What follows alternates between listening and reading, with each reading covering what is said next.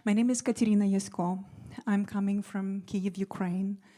I consider myself as one of those who is temporarily displaced, but can't wait till I come back home this summer.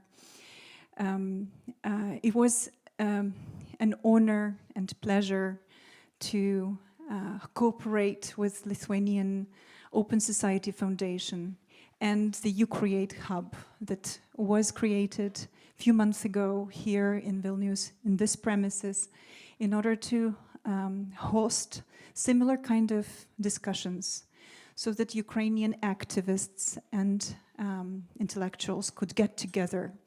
We consider it as very important to go beyond military and humanitarian support, and issues to be discussed, of course, at the political level are super important and primary. At the same time, we consider it's very important to nurture the intellectual potential around the meaning-making and reconsidering the future.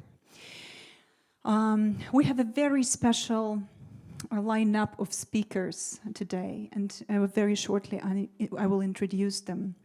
But before that, I just want to once again thank Sandra, Svetlana, Evgenia, Karolina, and everyone who is involved in preparation and letting this event happen. It was a long story, actually, for us. It was a dream. It is a dream coming true, in a way, because the first moment we heard about this unique document that you're now seeing on your chairs, the Sustainable Peace Manifesto, we were looking for the ways on how to let it get promoted, how to let the Ukrainian voices to be heard in the Eastern Europe and beyond.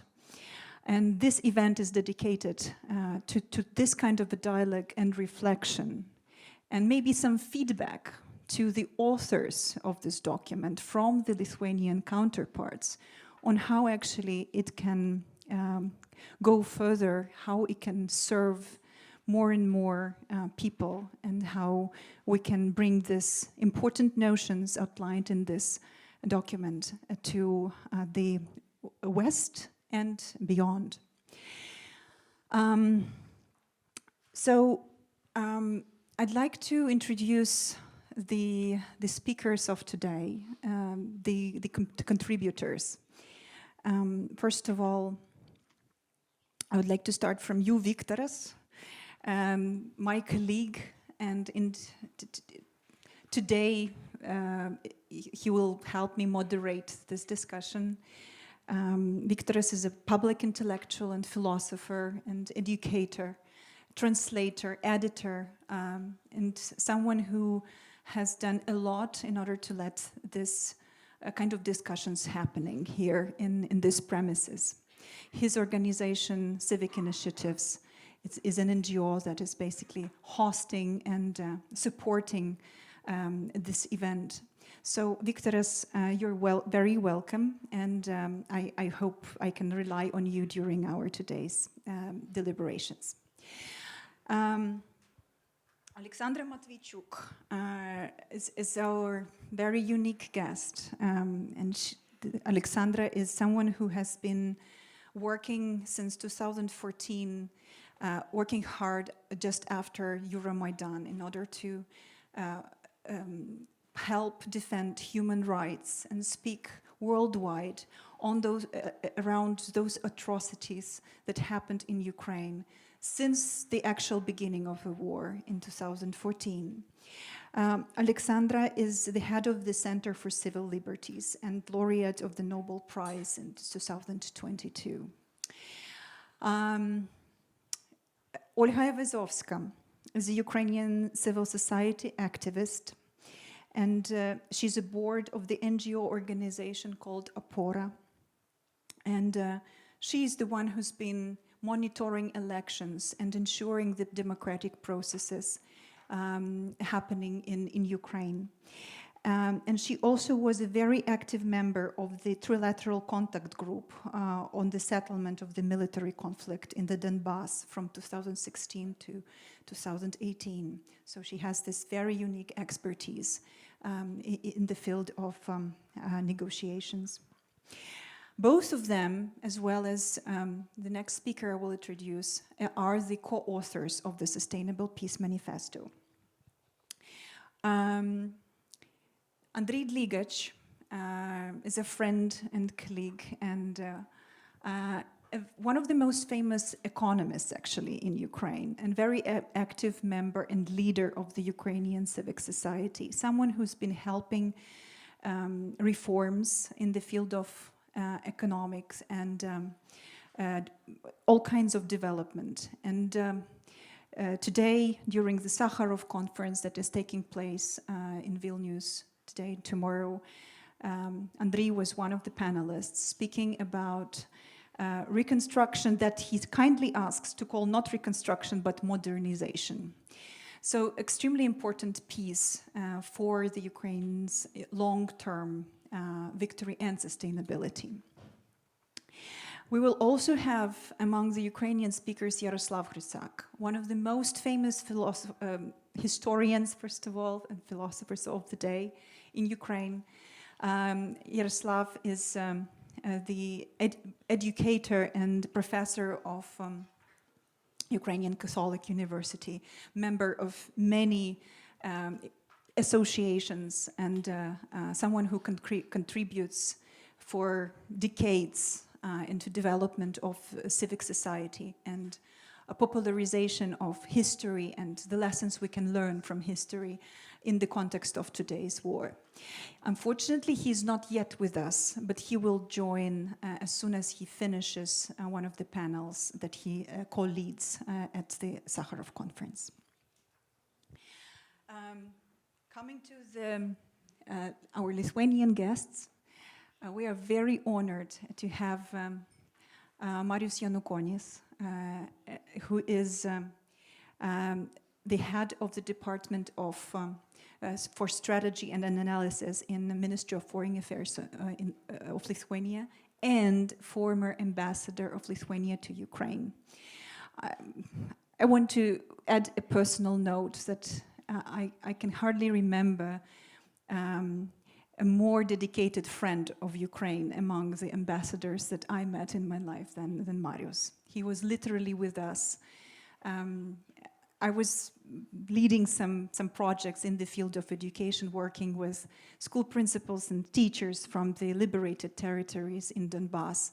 And Marius was the one who was traveling with us to Slavyansk, to Konstantinovka, to Kramatorsk and other places like that. And he knew many by their names, literally. So thank you very much, Marius, for joining.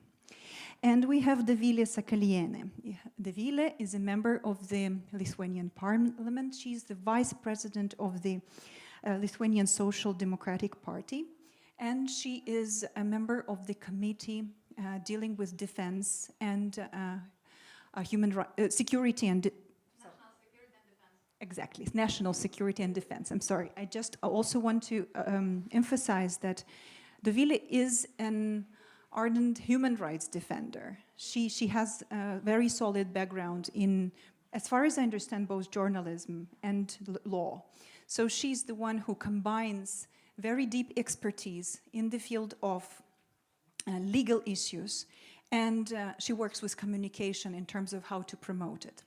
So we have this unique audience also of dedicated Ukrainians and Belarusians. I'm wondering whether there are some people from Russia originally.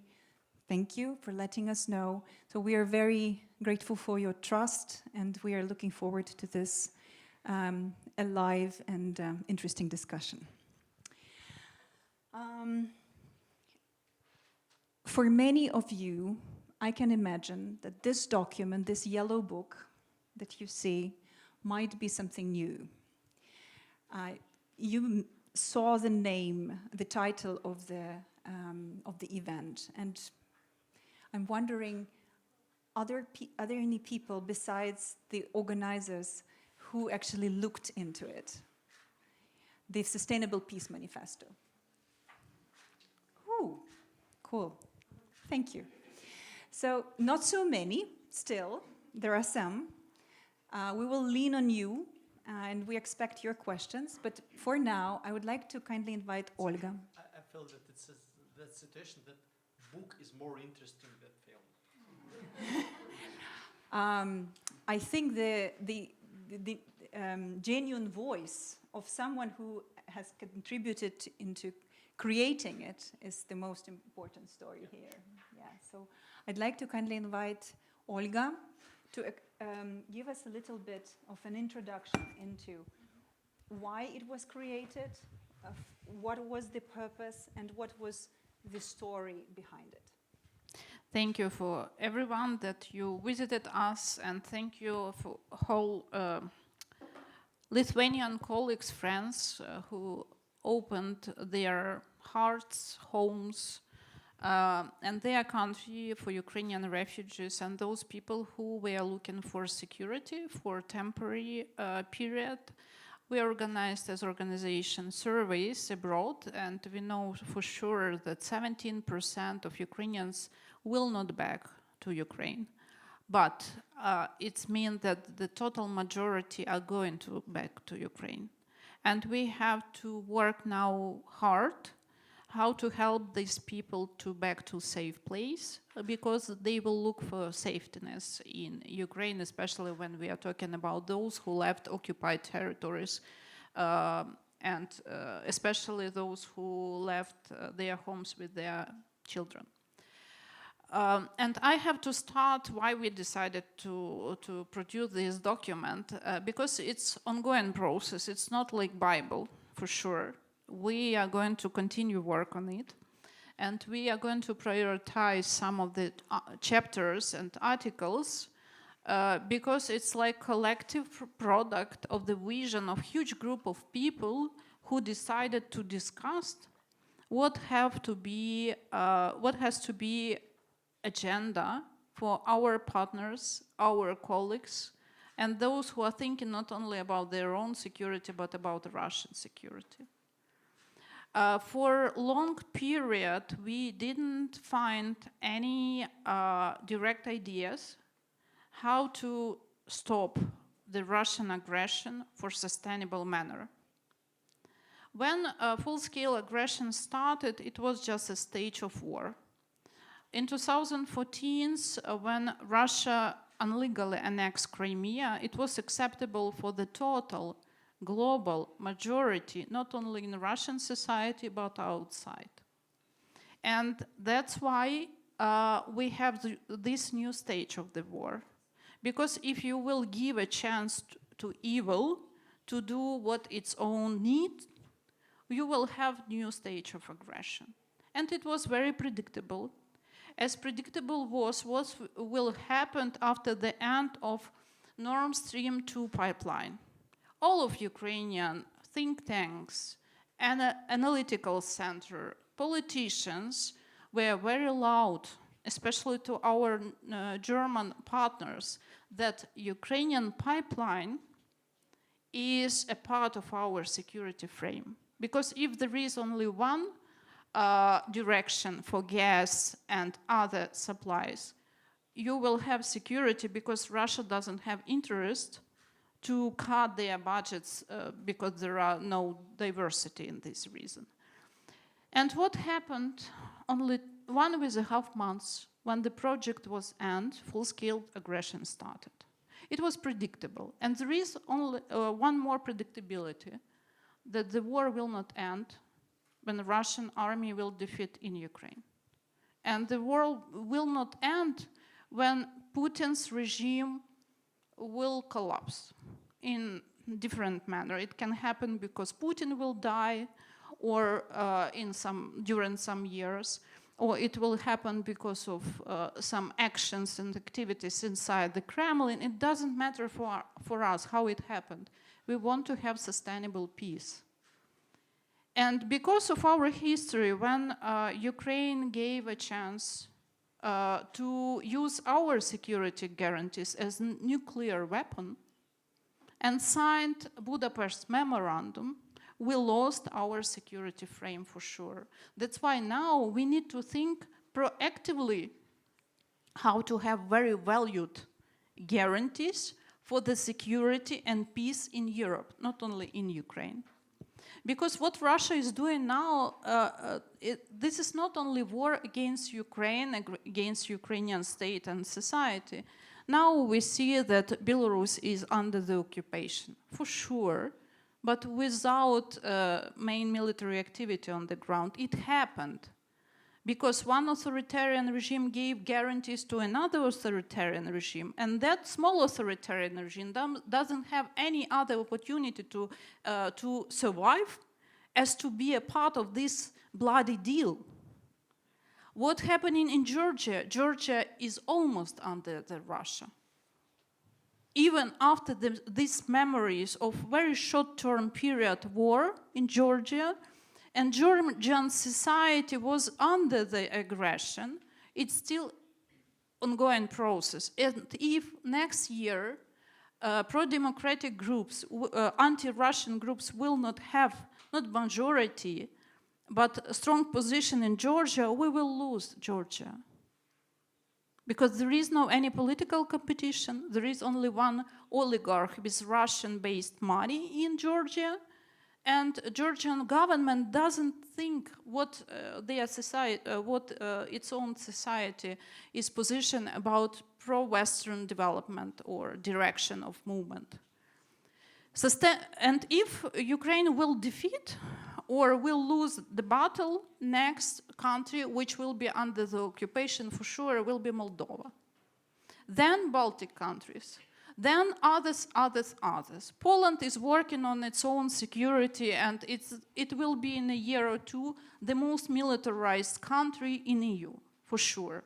It's good for us because it's like backyard, but we have to protect ourselves. So this document is a collective product of different thinkers, how to help as much security puzzles in new map of post-war reality as it possible, but we have to start work on them now. That's why there are a few separate articles or chapters which give us a chance to look in for the history, because never again happened again. To think how institutionalize our security through NATO and EU, to think about accountability, justice, tribunal, and other things, because it's about historical truth. I was participated in Minsk negotiation for 2 years. It's like nightmare for my mental health. It was a nightmare.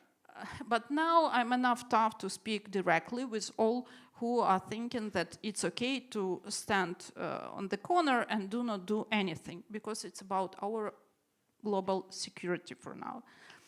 So how war was started, you know very well.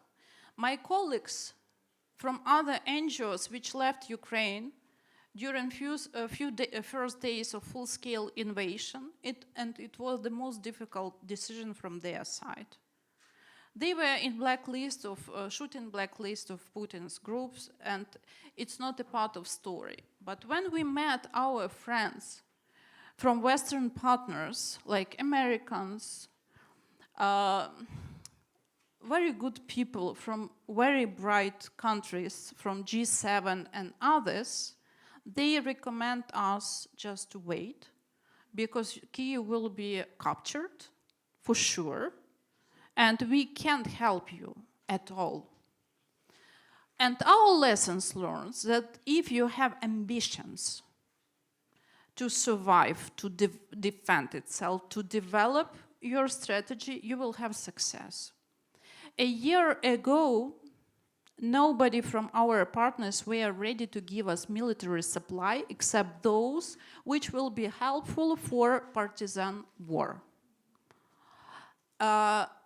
even during this autumn, we had a crucial period when our partners in Germany were not so brave to adopt one very important decision to give us Leopards 2 as a part of the security strategy and the strategy how to win the war on the battlefield. Because without these tanks and other like modern military tools, we are a small Soviet Union army against big post-Soviet Union army. And of course, we will lose without that support. And now, when we had Munich Security Conference, I heard the warmest messaging from the Minister of Defense of Germany when we had a meeting. He said, Ukraine will never be alone again. So if Ukraine will never be alone again, we have our common job to develop a strategy for sustainable peace for all of us. And unfortunately, the part of this strategy is about history. If never again, we have to do lessons learned from the history. Russia, Moscow, USSR was not punished after the Second World War because it was a part of alliance of winners, and this is a part of history always. But the problem was that Ukrainian nation was suffering for centuries. We lost 8 million of human capital 19 years ago, and it was a strategy. Then we had our other waves of aggression and so on and so forth. So unfortunately, it's not for marginalized group or a professional historian. We have to think how to learn the lessons from the previous stage. And it's about tribunal justice. I believe Alexandra will speak about that with details. My calling is first of all about institutions which will give a chance all of us to be in security area. It's NATO membership. Without that, war will back, but to your backyard and then to your home, for sure. It's predictable, as it was predictable with this stage of the war in Ukraine. And the third part of this document, it's about Russia and Russians. I'm liberal Democrat, I believe so. I'm alumni of Stanford's program. I learned with Alexandra, but she had another program there. I learned from the brightest minds about spirit of democracy and liberal democracy. And there is one thing what has connection with liberal democracy, it's tolerance. But tolerance doesn't mean to be tolerated to the evil, because it will produce another problems and issues. And what we propose to Russians to think today, how to be tomorrow, when Ukrainians will pay a huge and painful price for their potential democracy. Because democracy is not a state of being, as a process of becoming, as Larry Diamond said and wrote about that. The same about security and the same about their guarantees. And we have some articles about these topics, like decentralization, rule of law, free and fair elections, nothing special. And other thing which has connection with us, they have to be enough brave today to think how to go from Ukraine. It's about exit strategy, because we already have so big number of problems that it's not about peace deals, it's not about legislation, it's not about international contracts at all. We have now millions of Ukrainians which took Russian passports. We have now 500,000 of Russians which were relocated from Russia to Crimea after 2014. It's not our citizens. But for sure, Crimea will be liberated. That's why if they are going to be leaders of their new country, when we will pay for their potential democracy a very high price, they have to be ready to take these people back to Russia. And without, dramatic like exit, just program about relocation of those people who came illegally on Ukrainian territory. The same about property, the same about their constitution, because already they have to cut 4 territories from their constitution, and it's about their legislation. They have to start negotiate with their society about that. Without this decision, we will have very long ongoing process without any peace deal like Japanese has with Russia. But still, it's very small comparatively to this big elephant which we have now. So there are many details in the document. I'm not going to repeat all of them. And we are very kind if you have any ideas how to do it better, because we will work on strategies. This document, it's a statement. There is no answering how, when, why, who, and so on and so forth. And we are working on that. We start to collaborate with Polish think tanks because it's about neighborhood, it's about common security area. We will work with other countries if their think tanks, analysts, and so on will want to give us a chance to produce a common vision. And this document with strategies have to be on the table of our partners because they are very frustrated. It's very difficult to accept a decision about tanks. Next stage, it's about fighter jets, F-16s and others. And then it will be very difficult decision about frame of security for our common new world after the end of the battlefield in Ukraine. Yeah. Sorry for very long speech, but and one last comment. If you think that it's radical, don't think so. We try to cut as much radical positions as it possible. It's not radical, it's very soft. That's why it was a part of negotiation in between us in Ukraine. Don't produce something which will be too radical for our liberal colleagues. Thank you. I'd like to kindly ask Viktoras to comment. If not radical, is it ambitious in your view?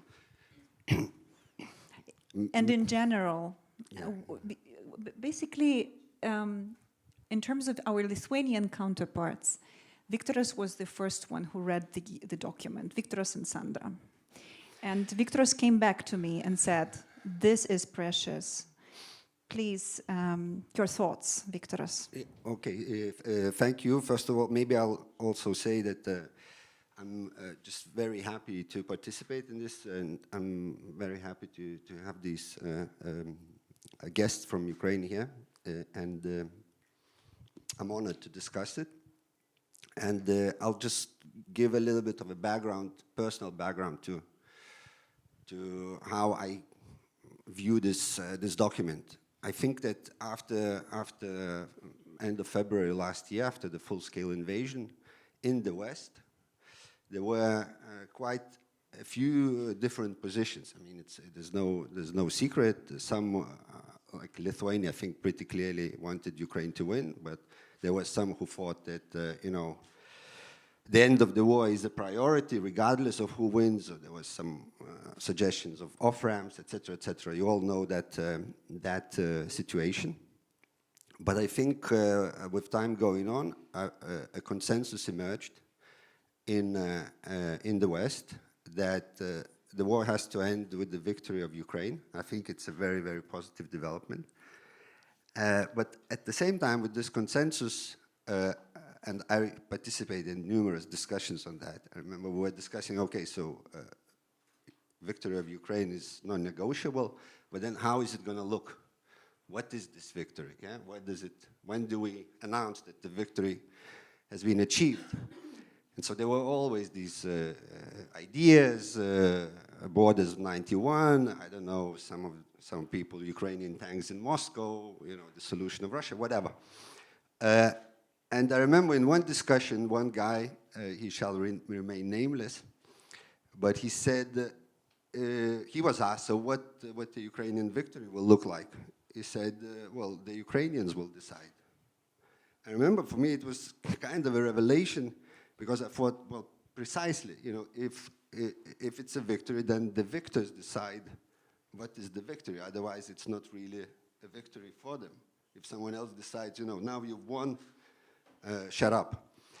But then, of course, so that was a really kind of nice revelation for me. But then I thought, okay, so what is this victory in Ukrainian eyes? So I was kind of looking out, and of course, there's political position, but it keeps changing a little bit, understandably. So when I saw this, I thought this is a really nice consolidated attempt to formulate for Ukrainians themselves what this victory will look like. And that's why I think it's worth discussing. And I appreciate that it's a work in progress and that it will keep evolving, et cetera, et cetera. So in that sense, for me, this is a document which needs to be looked at seriously and appreciated. So yeah, I'm not sure that I want and I'm ready to discuss the details of this document. Actually, when Ekaterina suggested that we do a discussion on this, I said, well, what I would like to do is to invite, me, I'm just a lonely voice from the street, but luckily in Lithuania we have a political class, people who have power, who make decisions, and who have some influence. And I thought, let's invite them and ask them, what is the official position of Lithuania on the proposals in the document? Can we, go along with it? And if we can, then what can we as Lithuanians, and especially as Lithuania as a political entity, what can we do to forward to this case, which is proposed in the manifesto?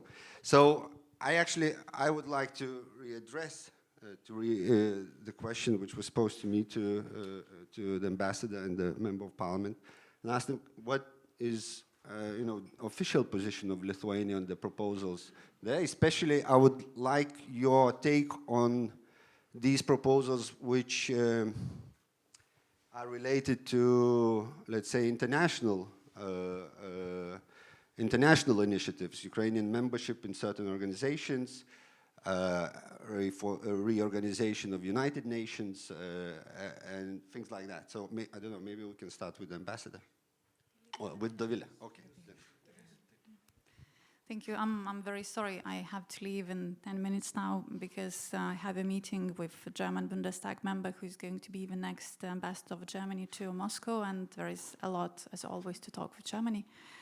So in this situation, I think that it's very good that we have such a diverse audience, and our speakers are from different planes of life and from different countries, but we all, I think, see the same, that world is now undergoing such a major transformation, which is not only going to change the geopolitical power structure of the world, but probably also how we see so-called regional conflicts, and how we see this autocracy versus democracy division, which has been very theoretical until a couple of years ago.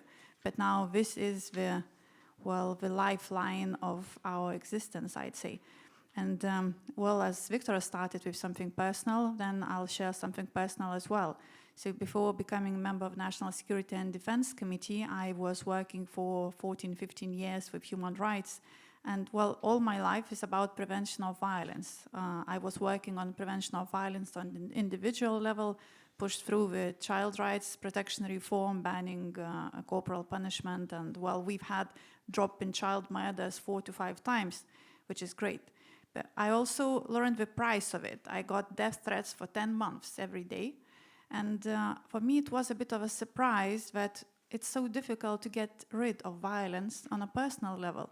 But now I'm for 4 years in national security and defense, so trying to protect survival of my state from, other states' violence. And it seems that also getting rid of violence in global level is also very difficult. And for me, the main question now is, will we be able to realize that even though the blood is shed in Ukraine, we all now live in a state of war. So the peacetime procedures, including bureaucracy, including the speed of decision-making, is such a major risk for all of us now that if we don't change that, then in a couple of years, well, because it's 2 to 5 years until Russia is ready to make the next move. Yes, it's 10 years until we are ready, until we restore their resources fully. But for the next stage of imperial expansion, it's 2 to 5 years. And that means that victory of Ukraine for us, for politicians in Lithuania, is very clearly also, well, guarantee of our survival. So that's why Lithuania stands very firmly of Ukraine becoming member of EU, Ukraine becoming a member of NATO. And well, what is said in that manifesto, we have been also working on that for the past year. And we have passed resolution just recently in Parliament very clearly saying that during the NATO Vilnius summit, we are going to talk about necessity to open the doors of NATO for Ukraine and, well, having a very clear path in front of Ukraine and going through the procedures as soon as the war ends. But there is another thing that also we have to see. Ukraine is a part now of the global survival in the sense that the war between China and the United States over Taiwan is going to depend upon the outcome of the war in Ukraine. And that is something that I've been talking about also. Well, on individual level, we politicians, what we do is not only laws and resolutions and legislation, but also when we go and talk to our colleagues in capitals of other European and transatlantic states, when we talk also behind the scenes. So I don't like conferences and I don't like networking, and people who know me know that this is really the toughest part of the job for me. But I developed a relationship with German Social Democratic Party basically from zero to the closest cooperation we've ever had because of Ukraine. Because when I realized that this invasion is going to happen, I didn't have a decent night's sleep since December 2021 and actually predicted the date exactly, and it was definitely not fun.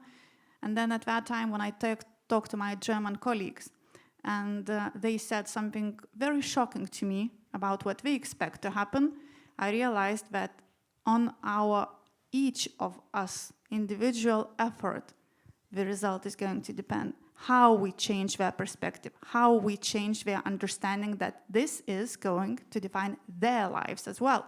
So in Warsaw Security Forum, in Munich Security Conference, just now in Copenhagen Democracy Summit, I spoke everywhere that Ukraine is the breaking of a building point of our future.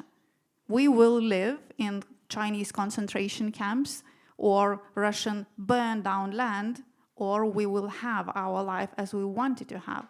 And it may sound very, well, I don't know, pathetic or grandiose, but sadly that is the truth.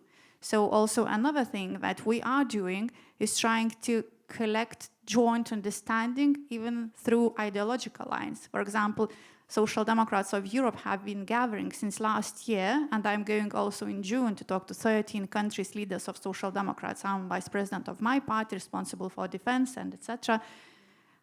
How do we want to see the post-war world? And that Russia is not, I mean, it's neither the unchangeable part of security and architecture. It has removed itself from security architecture of Europe.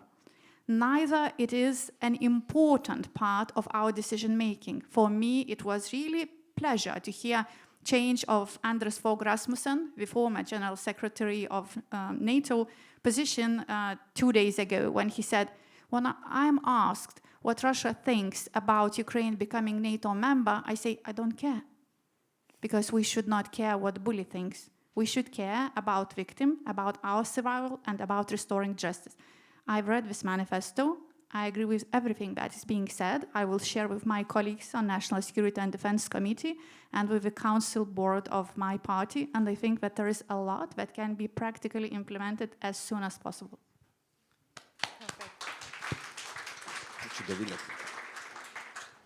Thank you, Dovile. Thank you very much. Yeah, we'll let you Thank go. you, Dovile. I think we need some Leopards from the Germans. F-16s. That's it. That's the mission. Yeah. Okay, thank you. And then I would like the ambassador to share his thoughts. Good evening. Thank you very much for this opportunity to take part in this discussion. I want to thank our Ukrainian friends who put a lot of efforts in preparing this Sustainable Peace Manifesto. And I think it is probably the first or almost the first attempt to formulate those questions that are really essential. I mentioned already today in the morning during the Sakharov conference that we are probably still lacking discussions about the post-war world, post-war region, about the security architecture, about the shape of the Ukrainian victory and future of Russia as well. So, of course, we and our partners are now focused on the short-term objectives, to provide maximum support for Ukraine, to help the country to win the war. But I think we have to raise those questions which are in this manifesto. And you were asking about the official position of Lithuania. I'm afraid that I cannot just very firmly say what the official position is, because I think there are not so many people who read it yet. It means that we have to promote it to give out to as many people as possible. And as my colleague from the parliament said, indeed, we would be really interested in continuing these discussions and use our diplomatic network in promotion this document. And I see quite a clear potential in that. And I think ministry and our embassies could be ready to cooperate on this, maybe together with the Ukrainian embassies. And Lithuania is a good place. We are very grateful to you that you start, I understand practically this presentation from Lithuania, from Vilnius, but other capitals are not less important, because Lithuanians are fully on your side. So we know that Ukraine has to be in NATO and the EU, but there are capitals where we should work harder together with you. Perfect. Thank you very much. And actually, one of the reasons we got together here is, first of all, a little bit of feedback is very important, and Lithuanians are those who are able to provide quite supportive feedback. But as it was already mentioned, it is an ambitious document, and it is very important as a second goal, besides the promotion, is actually to hear what could be done in order to let these voices be heard in as broader circles as possible. And Lithuanians could be great bridges, great collaborators in terms of bringing it further. So whatever ideas might emerge here or here in this room, just letting you know that we are more than open and eager to do that, to cooperate on bringing this document further.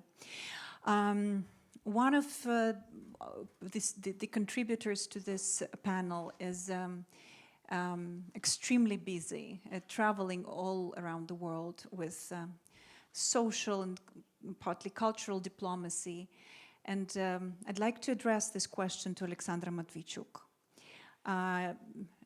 We've had a short exchange today, and it seemed like you're literally on a mission, possibly a life mission.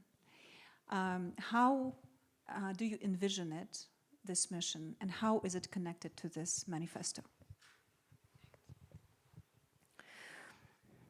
Sometimes I have a feeling that in a sharp discussion about Russian war in Ukraine, we lost the human dimension.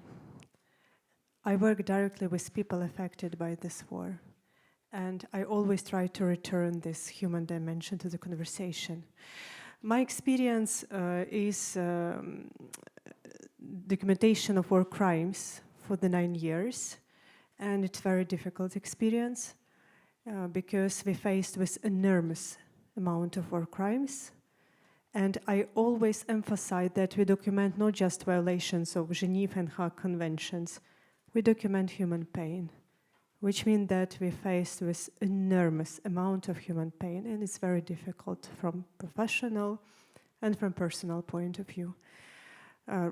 Russian troops deliberately shell in residential buildings, schools, churches, hospitals, attack evacuation corridors, manage filtration camps system, organize forcible deportations, commit murders, tortures, rape, abductions, other kind of offenses against civilians. And as a human rights lawyer who have been applying the law to defend people and human dignity for many years, at present I found myself in weird circumstances when the law doesn't work and the entire UN system can't stop such Russian atrocities.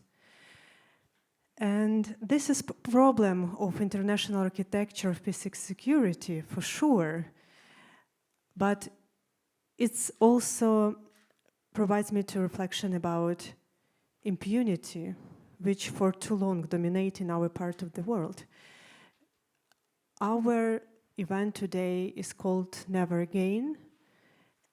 And this is a slogan which reflected the responsibility of people who survived after the Second World War and their reflection about total destruction and million human losses, and push that people, that generations to decisive actions, to create UN system, to adopt international treaties, to start the Schuman Declaration process, and to commemorate these days with the slogan Never Again.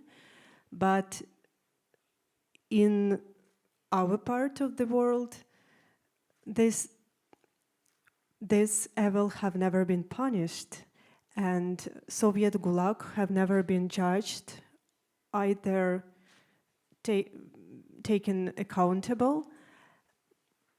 And this all-lasting impunity provides the current situation as a direct result, because all this hell which we now face in Ukraine, it's a result of total impunity which Russia enjoyed for decades, committing horrible war crimes in Chechnya, in Moldova, in Georgia, in Mali, in Syria, in Libya, in other countries of the world. This led to a situation that Russia started to believe they can do whatever they wanted. And now we document this. And that is why when people ask me about unbelievable cruelty, you remember this picture from Bucha. We sent our mobiles groups immediately when Russian troops were pushed out from the Kyiv region, and our mobiles groups found dead bodies of civilians who lay scattered around the streets until liberation. They found these dead bodies of civilians with hands tied under their backs in the gardens of their own households. We found mass graves with civilians, men, women, children. And the same picture we found in September in liberated Kharkiv region. So this is pattern which repeated again and again. And this brings us to responsibility that we have to break the circle of impunity. Not only for Ukrainians, which now struggling for justice, and this is demand of millions of people in this war, but also to prevent next atrocities to appear in a possible next Russian attack against next nation. So, as a lawyer, I know that we face with accountability gap, and I started to ask myself in March last year, for whom do we document all these crimes for? for 1 year of large-scale invasion, we have in our database 39,000 episodes of war crimes. And this a huge amount, but still a tip of iceberg. And I know that national system is overloaded with an extreme amount of crime. It's even not the problem that we still nation in transit and we have to do a lot to reform law enforcement budgets, judicial system. The truth is that even the best national system in the world can't effectively investigate 80,000 criminal proceedings, which had been currently opened by Office of General Prosecutor. We can't rely upon this responsibility to someone else because International Criminal Court will limit its investigation only to several selected cases. I work with people. I know that they need to restore not just their broken lives, their broken visions of the future, but their broken belief that rule of law is essential and justice is possible. And like the question which I ask to myself, who will provide justice for hundreds of thousands of victims of this war who will not be lucky to be selected by International Criminal Court? And one more problem, there is no international court which can prosecute Putin, Lukashenko, and other senior political leadership and top military command for the crime of aggression, for their leadership decision to initiate, to start, and to plan this war. Because all these atrocities which we now face, it's a result of this leadership decision. That is why I worked in this document on a chapter about justice. And I do believe that justice is universal value. And that is why I'm here with this presentation, because I'm looking to you not just as an audience, I'm looking to you as our supporters in the struggle for justice. And we have to make several practical steps. The first, to create the special tribunal on aggression and hold Putin and its surrounding accountable for these crimes. And this is possible. We just need political courage and historical responsibility, because when I speak with politicians from different countries, they told, like, let's look how this war will end. But sorry, it's not the answer. They still live in past century. They still look into the world through the prisma of Nuremberg trials, which was victorious trials. They tried the war criminals of regimes which had collapsed. But we live in a new century. We establish the whole international architecture which is based on principle that if you commit war crimes, regardless who you are, regardless what strong military potential your country has, does or not they has a nuclear weapons, you will be held accountable. And this answer will define our common future.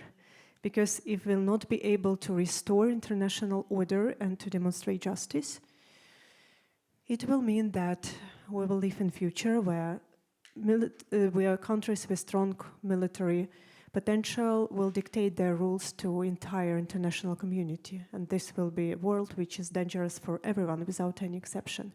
So first, special tribunal, and second, we as a country need international support. We have to ingrain this international element onto the level of national investigation and national justice, like a model where national judges work together with international, national prosecutors, detectives work together with international.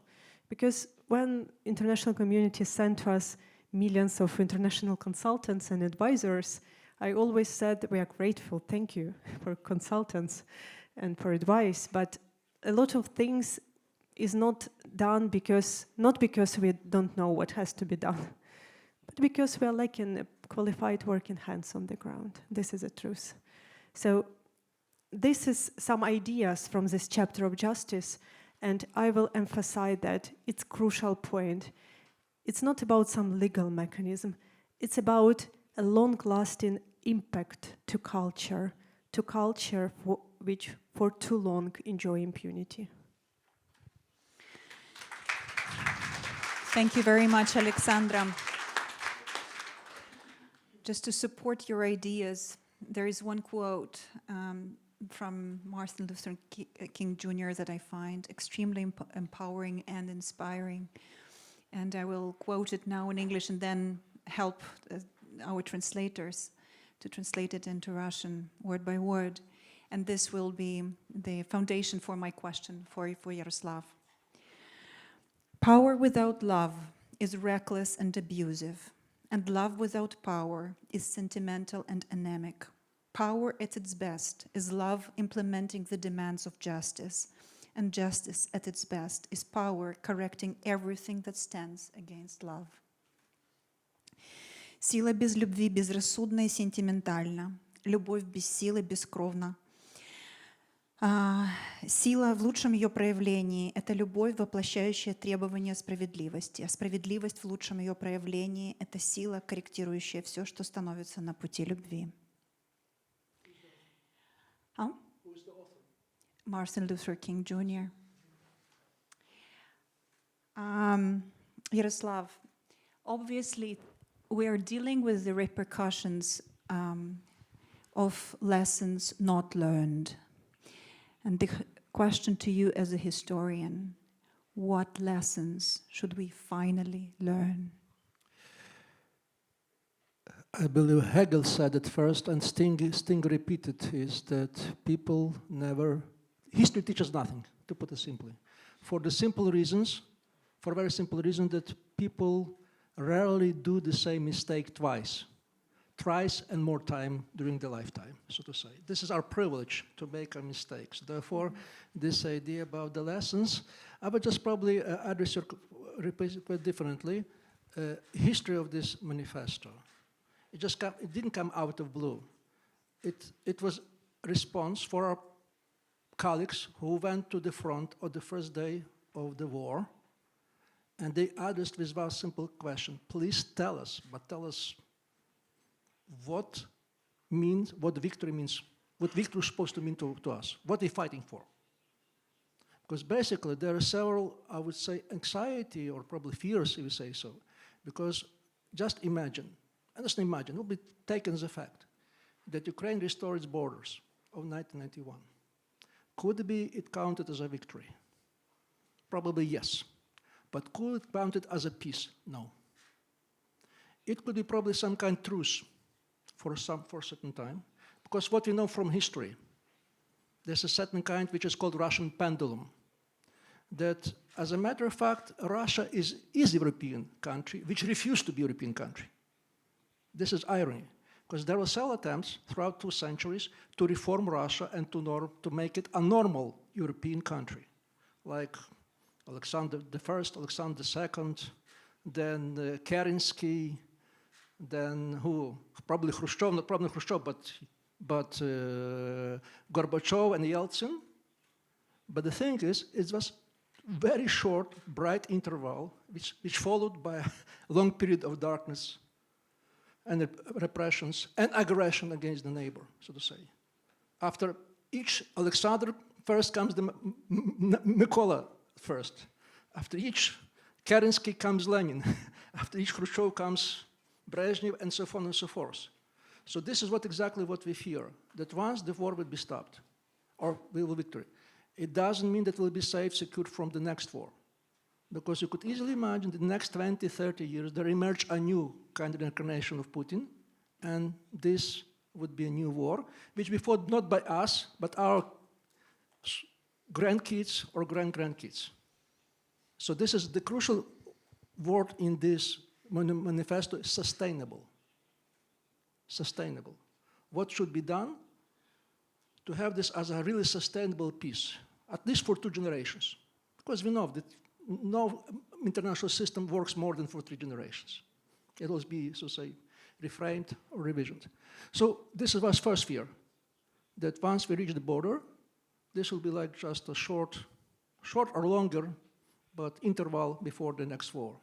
The second fear, probably only more important, that once we reach the border of 1991, the West, what I mean by the West, Brussels, Washington will say, you did a great work. You are glorious bastards. Nobody expected you will do it. It's just, you do work, and now relax. Because now we take charge in negotiations with Moscow. I will be talking over your heads and without you. And this is exactly reinforce the first scenario. That if Russia would be let free, as it did in 1991 or before, so actually the main issue, the key to the sustainable year is not Ukraine per se victory, but reformation of Russia itself. I believe that many of us dream about disintegration of Russia. As much as we do, I don't believe it's a feasible scenario. Because I would say that Russia is that weak that even could not fall apart. Because in 1981, each of Republic, Lithuania, Georgia, Ukraine, has a kind of national elite, and they be communist or not, so to say, some borders, some established banking rules. It was easy to disintegrate. Nothing like that nowadays, because any civil society has been destroyed, no leaders, there isn't prisons or left. So any kind of the pipe dreams that Russia will be a democratic state, forget about it, so to say. So which is what he's saying, because we believe that once there will be negotiations, or whatever it's negotiations, talking about the war, Ukrainians must be heard. First, they deserve it, because of the moral principle and the justice. They deserve it. Secondly, because I would say that Ukrainians are the best experts on the Russian question. Nobody knows Russia that well as Ukrainian nowadays, followed by Poles and Lithuanians. They also have this kind of experience. So what is essentially important that this message comes from our part of the world, because our experience, historical experience. Because what we know, and this is what we have this kind of confirmed today, this conference, that West doesn't want to talk about future of the Russia. They even not even dare to talk about this. The first response to this document, which comes from the people who are very benevolent to Ukraine, is say, forget about this document, hide it, because you will increase distrust to Ukrainians. Because this is so unrealistic that nobody will take it for serious. What I'm trying to say here, and this is what I believe, there is no reality nowadays in the world. The reality that existed between 24 doesn't exist anymore, period. The reality is now emerging in Ukraine. It's Ukraine that makes reality, new reality, with all your help, so to say. So exactly, this manifesto is aimed to create a new reality in which we may live. Yeah? You will quoting, no, I will quote Martin Luther King, his famous speech, I Have a Dream, which has been a dream, became a reality. You have to be there. You have to be there. So this is all the thing about this document. And last point, I would like to thank you for organizing this event. And I believe this is very much important talking. We want to express our gratitude to what you're doing here. I mean, please believe your help is immensely. I'm sorry, my English is getting worse. Appreciate it. Thank you for that. But I heard this is what I heard. I won't probably sleep that well this night, because I've heard the lady, I don't know his name, she said that she had no comments and no critics. And this is the most, this is the worst thing we expect. This is a not kind of Communist Party manifesto. It's a very much living document. We want to have your responses, and more importantly, criticism, because we want to work on that. We will have a kind of long period, several months, we will work on that. So therefore, the aim of our presentation is not just to say that we did a good work. Our presentation, we want to see our limits, or not probably some kind of, this is something which we expect. So in this sense, in this point, let me just finish my presentation, and thank you again and again. Thank you very much, Yaroslav. You've just mentioned that the general approach to this document is that you see it as agile substance. You want it to evolve. And we have a very unique speaker, our friend and colleague Andrii Dligach, who is someone who works a lot within the Ukrainian civic society and at the same time holds a very broad perspective on what is happening in business. And agile is actually a business practice. And I want to ask you, Andrii, two things. One, I want you to comment a little bit in general about the trends in the Ukrainian civic society and its role in the processes in Ukraine in general. And the second thing is actually the connection of your topic, economics and business, to this document.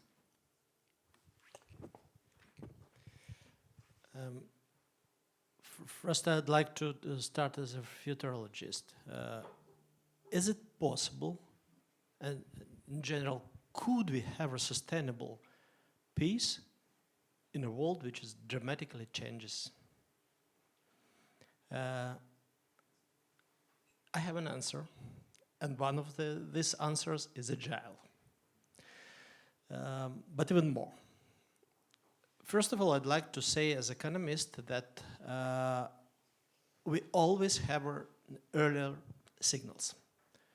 We had the early signals of future Russian war against Ukraine many years prior to this hot stage of the war. Kharkiv agreements, destroying of Ukrainian economy, destroying of Ukrainian army.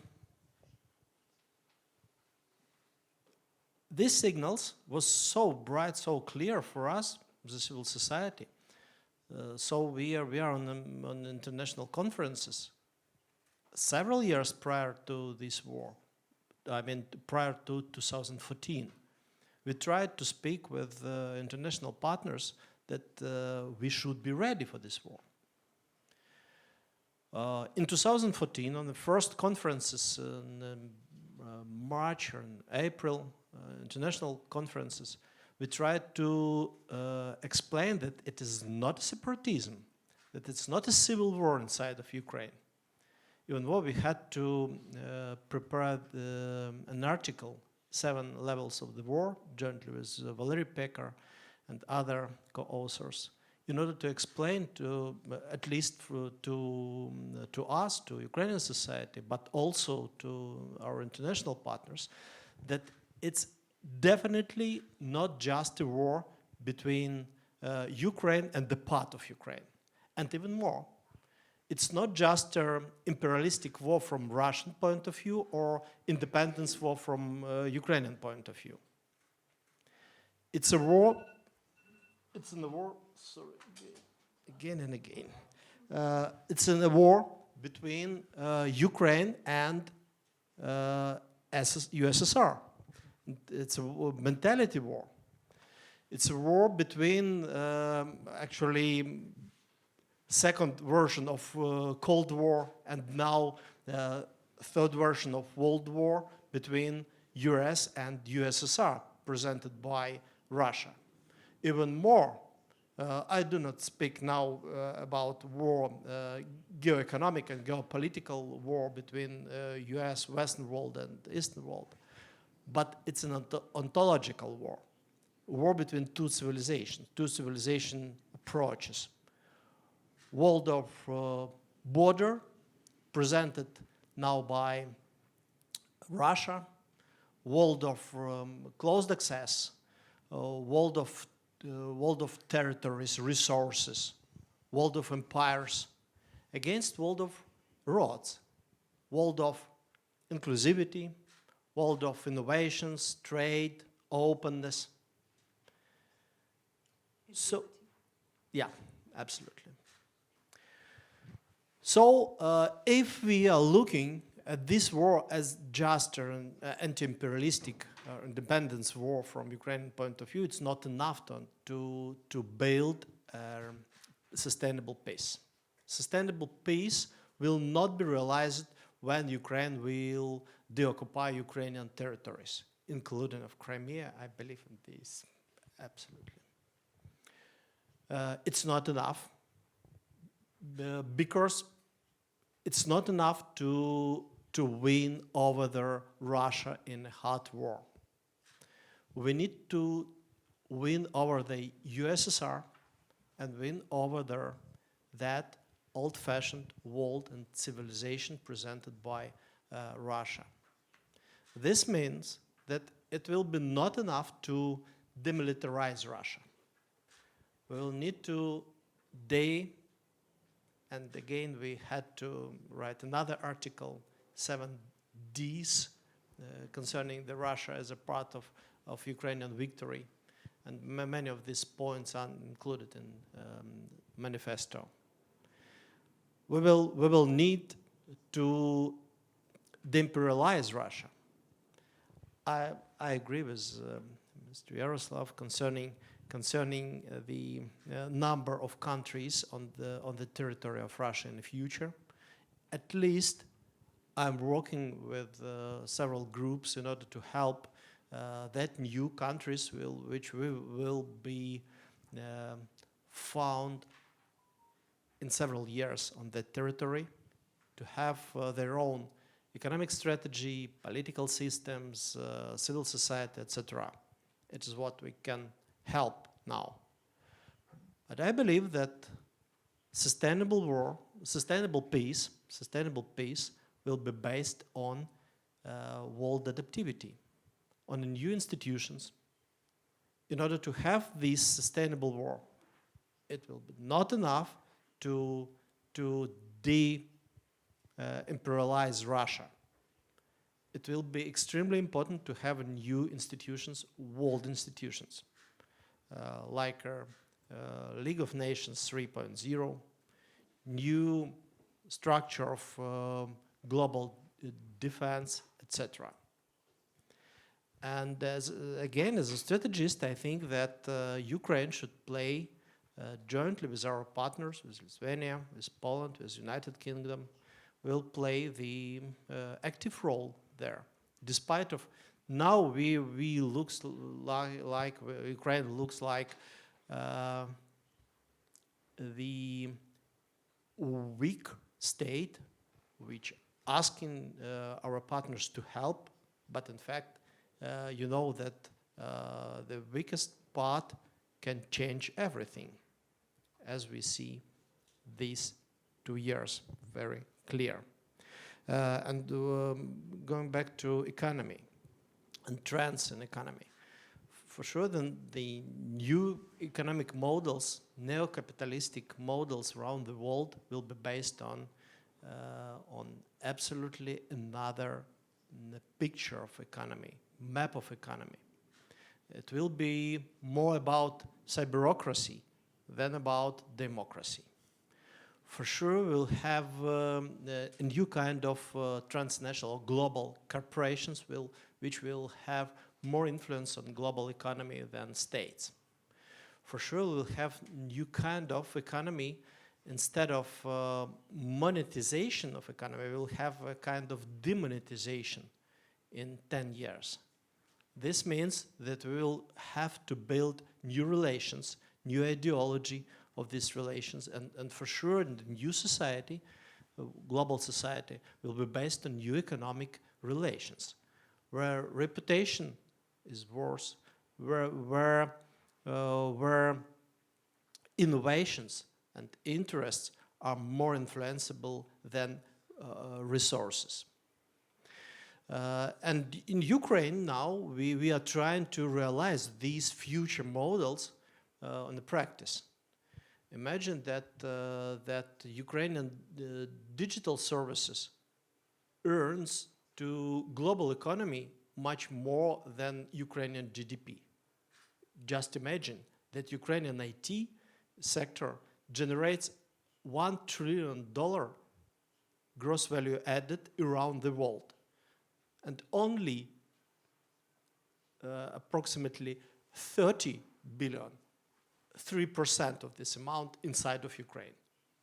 It's a very strange thing, but Ukraine generates the world GDP more than for the world, for developed world, than for Ukraine.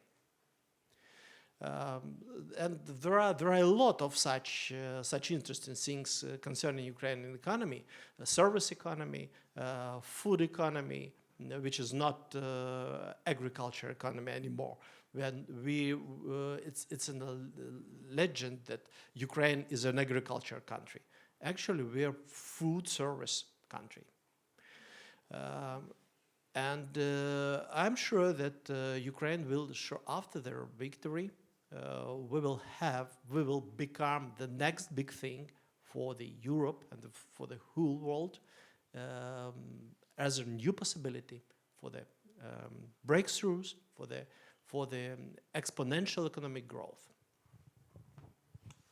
Thank you very much. Very inspiring messages. And before I pass the floor to our audience, I'd like to ask our Lithuanian colleagues, are there any questions? Maybe some exchange between you and your Ukrainian counterparts. Maybe I just a few reflections from what I listened to.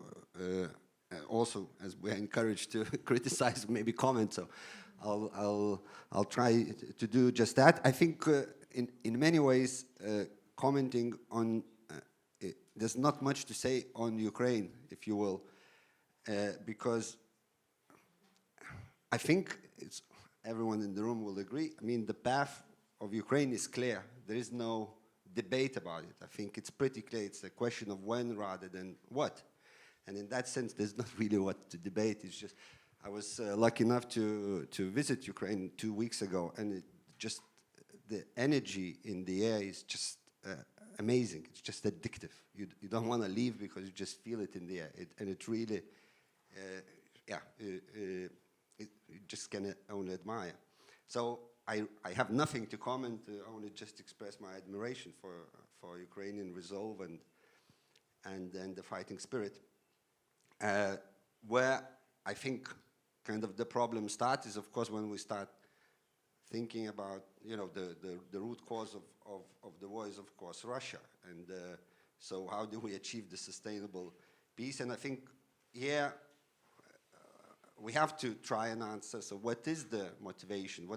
Why has this war started? And although I agree that there are many factors to it, as it always is with the war it touches all the walks of life and all the dimensions of human reality. But I firmly believe that the root cause is that Russia is an empire structurally and mentally. And so if we really want to think about how to achieve peace in our region, and of course people like Mr. Kalenia thinks that also it might be a trigger for global war, so that's even more pressing. But at least in our region, I think we have to think how do we get to a place where Russia is not an empire anymore.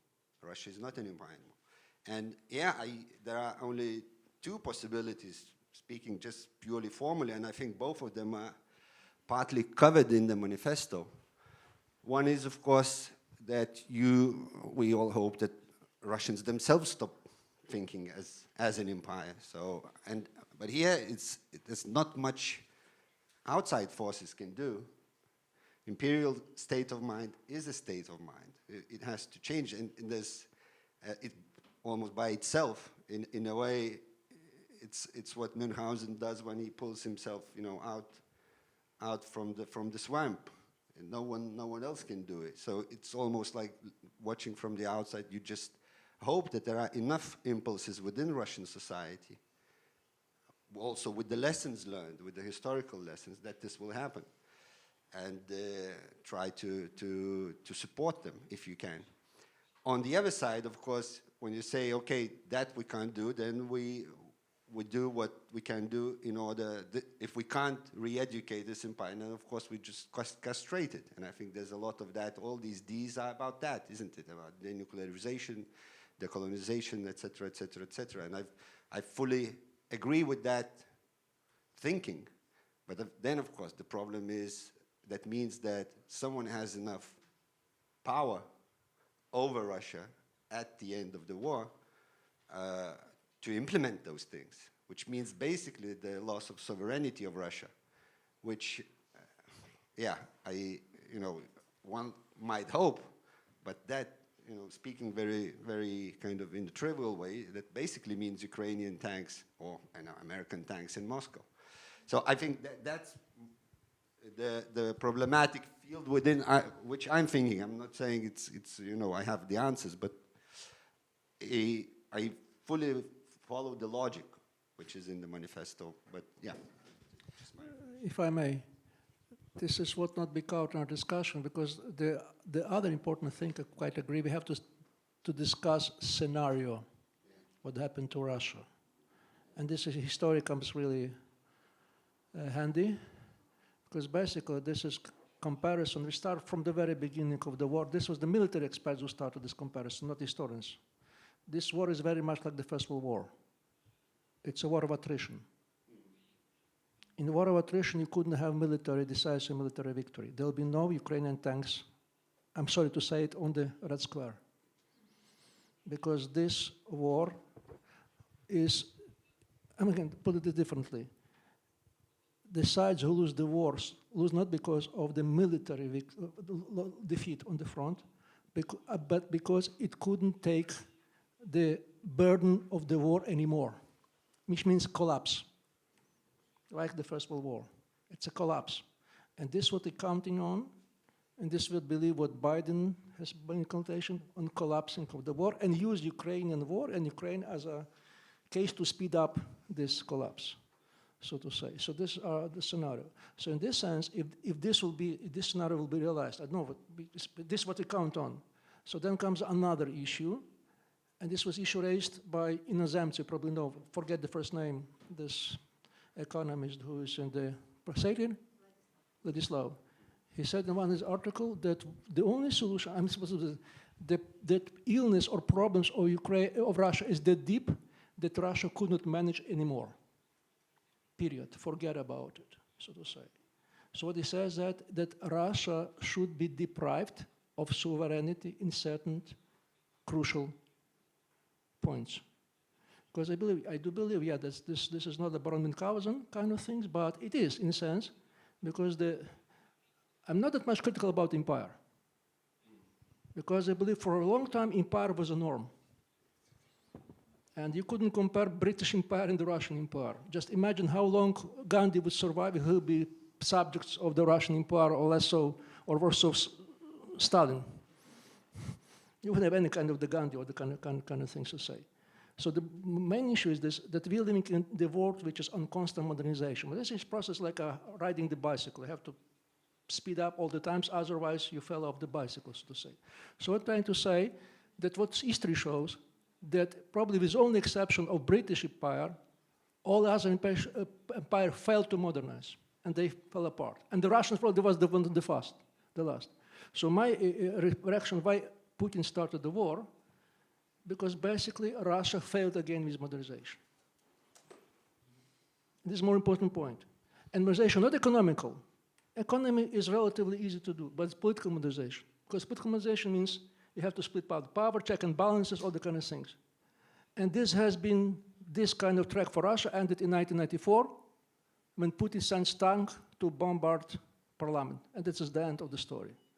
So since then. So I'm sorry, I'm going to say. So basically, what we expect, what would be the leverages that Russia would be in state of chaos, weakened, collapse, and there we may negotiate certain Russian reforms in response to level the sanctions. This would be the case, so to say. And this we started. No money, no leverage without reforms. You want to have some money, you have to do these things. That said, I also imagine this will be also the case with Ukraine. Because I also believe that West will say something, won't just give money, Pan Marshall, because Pan Marshall has political dimension, will say that. But the difference between Ukraine and Russia, that Ukraine has made a very visible success. in kind of partition of modernization, but the kind of things said. And Russia is thrown away back probably 20-some years. So this is basically. So they have to start where Ukrainian has been probably in 1991 again, so to say. So this is basically what we believe, the scenario. We don't know to what extent it's reliable now, but we take it into account as a starting base for this story to implement. Thank you. Would you like to Can last comment? Yeah. Very briefly, because I just wanted to say one thing. Let's say if we get to a scenario where Russia is weak and agrees to reforms, of course, me as a Lithuanian, I would not start sleeping more calmly. I will just think, okay, so it's 1991 again, and I'll start counting the years. You know, we are now in the city where there is a square of Johar Dudayev. Lithuanians knew that, if you will, empire is back in 96 or 95. Our president during the Beijing Olympics in 2008 was in Tbilisi. In Lithuania, we know it. I mean, so always, you know, we could argue who's the expert, but Lithuanians, I think we have this gene. We recognize it. I think for me, clearly. So any agreement of reforms from Russian side, I do not start sleeping better. I do not start. For me, it's clear that at this moment in time, and there was in the document something about federation, I do not think that Russian federation within current borders is possible, real federation, because real federation implies equal rights of the members of the federation. This has never been the case. Even now in Russian Federation, there are at least 3 levels of what they call members of federation, whatever is the term in Russian. And the moment they try to make a federation, it means the collapse of that. And 1991, collapse of Soviet Union was a miracle. Normally, countries like that collapse like Yugoslavia.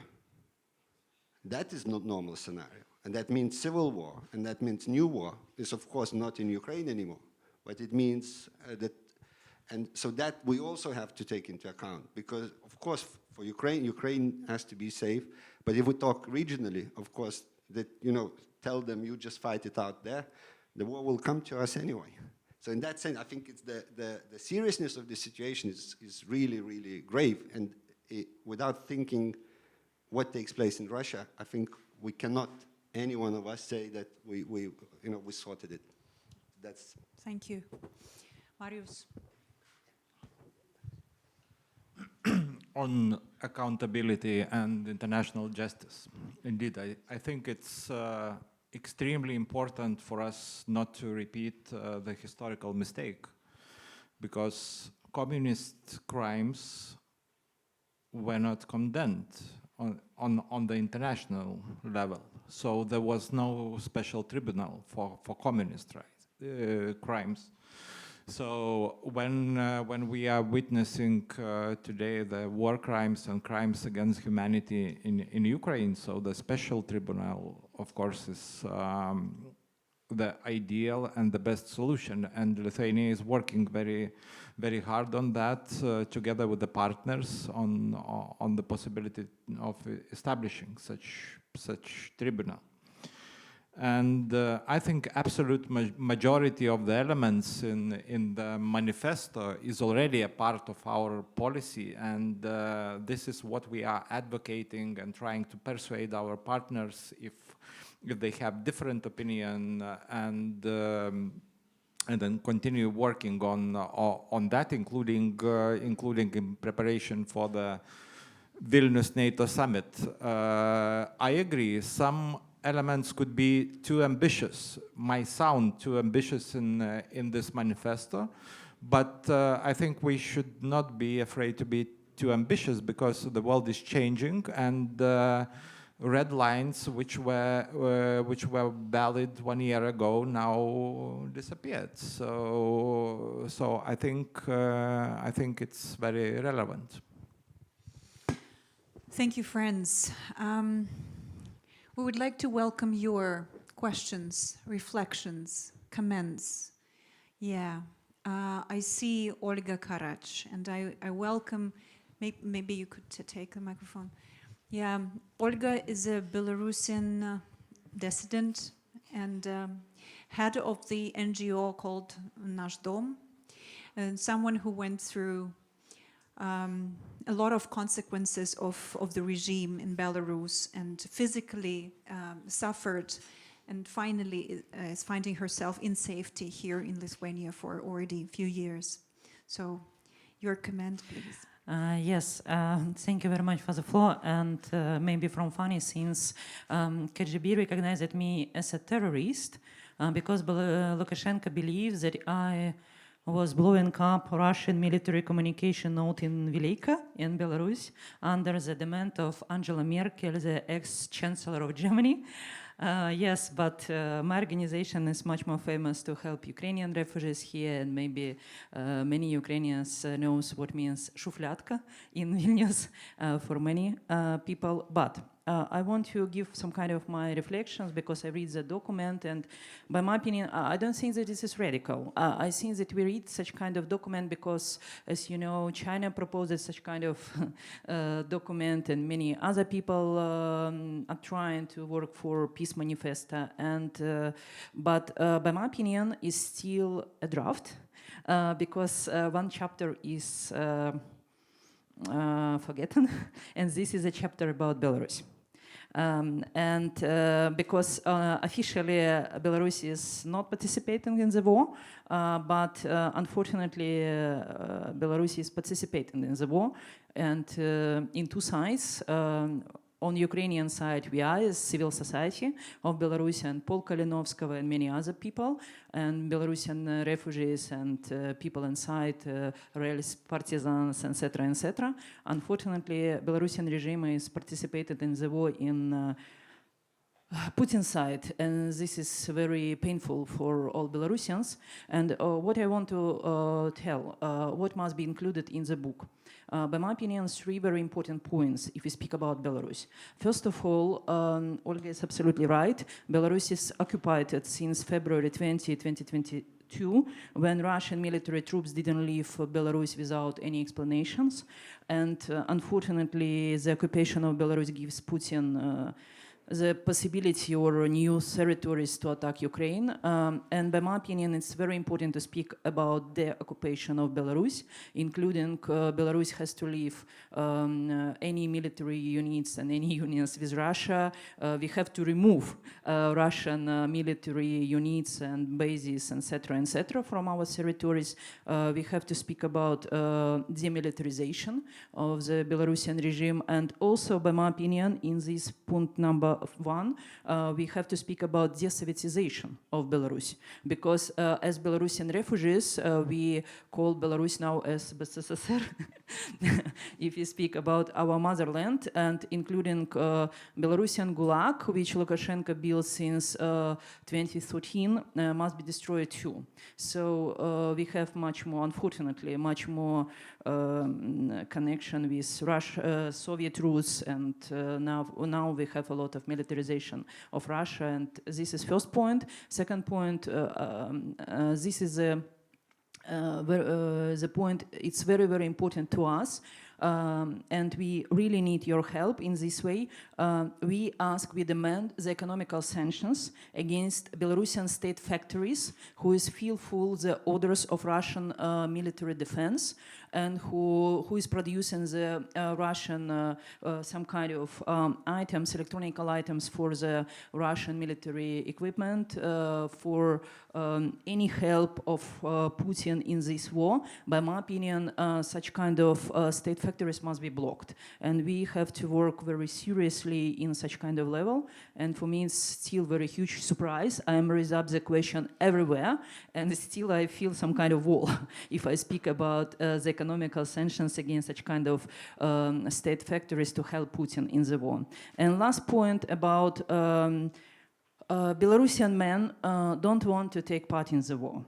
On February 2022, its official statistic, the Minister of Defense of Belarus distributed about 43,000 drafts among Belarusian men, and at least they can collect only 6,000 young men. Other men left country or try to avoid the participation in many ways. And for 2022, we have about 400 criminal cases of young men who is trying to avoid the participation in the army. So in Belarus now, it's real terror, and we really need to work together to block the Belarusian army to go to Ukraine, because we know that Lukashenko is under very huge pressure of Putin, but still Belarusians are fighting against the participation, but we need help in such kind of direction. And by my opinion and my suggestion, I will be very happy to continue the work for such kind of peace manifesto and include Belarus in this way, because if Belarus will be under the occupation, you know the risk, and the war should be continued. Thank you very much. Thank you, Olga.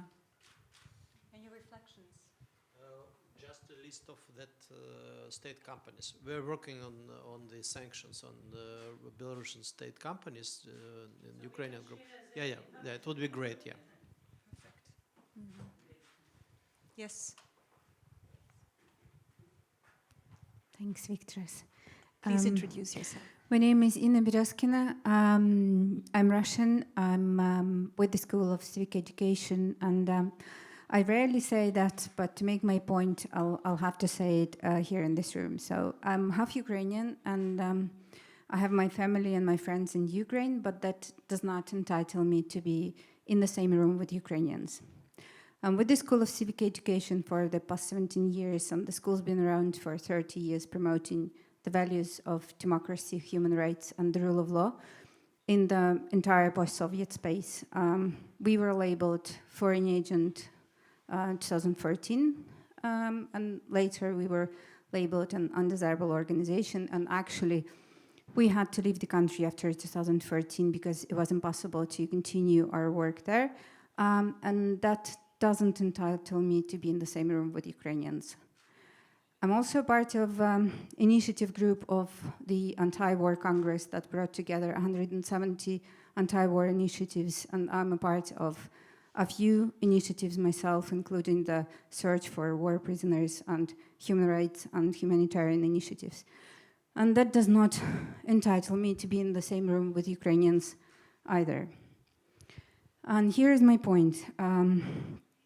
I would second what Victor said about the fact that only Ukrainians have to envision the victory for Ukraine. I would go even further. Only Ukrainians are entitled to envision the dialogue with Russian society when the war is over and when Ukrainians are ready for that, if they're ready for that. My responsibility here is to make sure that Russian civil society, and this is what we've been doing in our school, are ready for that dialogue. We have more than 20 seminars a year, and we provide the safe space where Russians, Belarusians, and Ukrainians, and people from other countries from post-Soviet space can meet and talk and work together. I'm in charge of our programming, and I make sure that every seminar has these 3 topics among others. The Special Tribunal for Russia, and we've been working on that.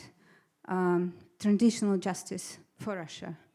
And also decolonization, because unlike Ukraine that adopted the laws on decommunization in 2015, Russia never done that, and this is where the impunity partly coming from. I also wanted to thank the organizers and everyone who worked on this manifesto. It's an incredible work. And I also wanted to greet Alexandra here because we share a friend together, Mikhail Sava, who we are proud to list among our alumni and experts, who is a part of, he was a political prisoner in Russia, and he left for Ukraine, and now he's documenting war crimes in Ukraine.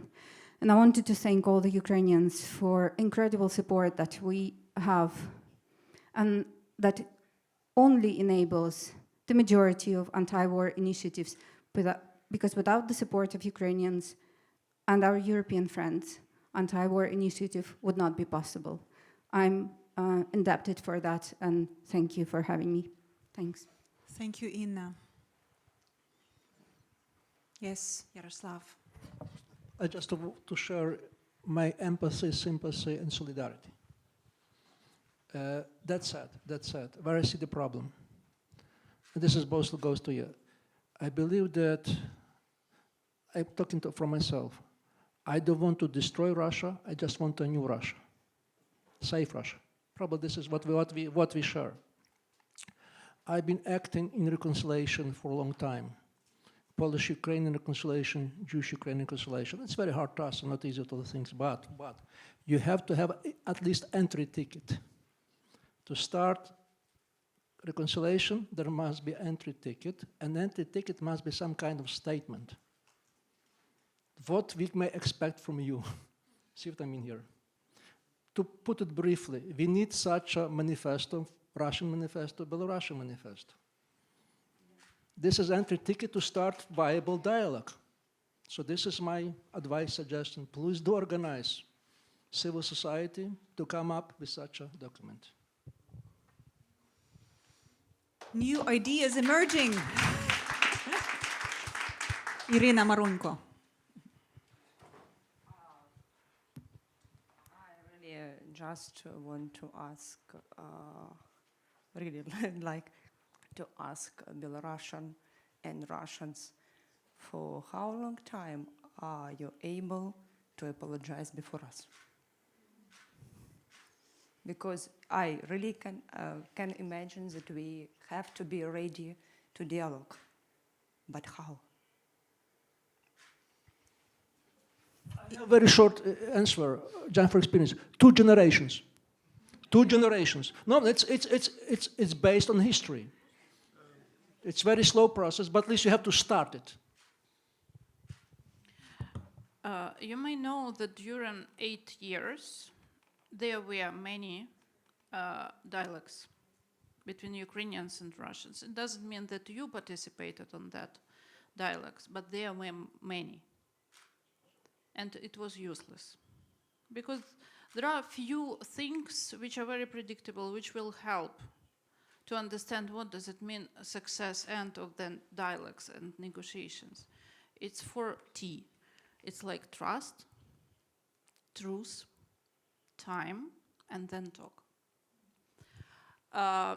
Trust, it's not about societies. As you remember during my statement on in Tallinn during conference, security conference last week, we need your active position, not dialogues between good people in different nations, because I don't have any aggression against Belarus people, not Belarusian, Belarus, against Russians at all, because there were many good people, even in dialogues. But what happened after that? Only one person wrote me, what's happening with you after 24th of February? It's useless. What will work for sure, if you will develop your vision of your future separately, but will take in mind what Ukrainian civil society already wrote about their vision, it will be the best way to work separately, but on the same objectives. Because you have to understand that all dialogues are very traumatic for each of us. Even driver yesterday in taxi, he tried to push me to speak in Russian. I don't want to speak in Russian. I know other languages. I want to speak in international language. It traumatized me.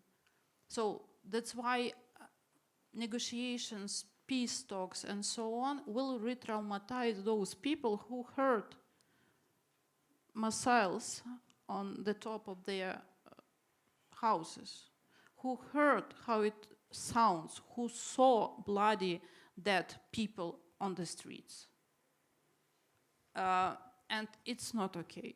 Okay, it's start to work separately about vision of security world in this part of the Europe, because we will be very close to each other. After Putin, after next president after Putin, after 3 presidents after Putin, as it was for many, many centuries before. But don't try to be good friends. Try to work on your homework and to be active. I mentioned 3 points which you can start to advocate abroad, because you are living in a safe place now, not in Russia. You're not suffering because of Putin already. Especially, I'm talking about those people who live abroad for many years. It's tribunal. You can push our Western partners from other side that it's your interest to have justice, because it's about your country, your state, your society, and your headquarters. And if you read this report, which produced by Defense Ministry of Estonia, you may see, it's open document, you can find it. They prepared report before the security conference.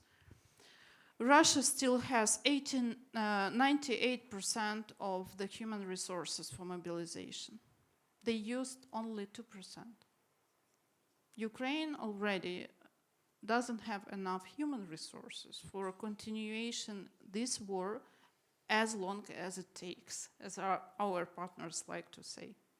That's why we need military support and supply as soon as it's possible, because we don't have enough human resources for continuation war for tens of years. You have it.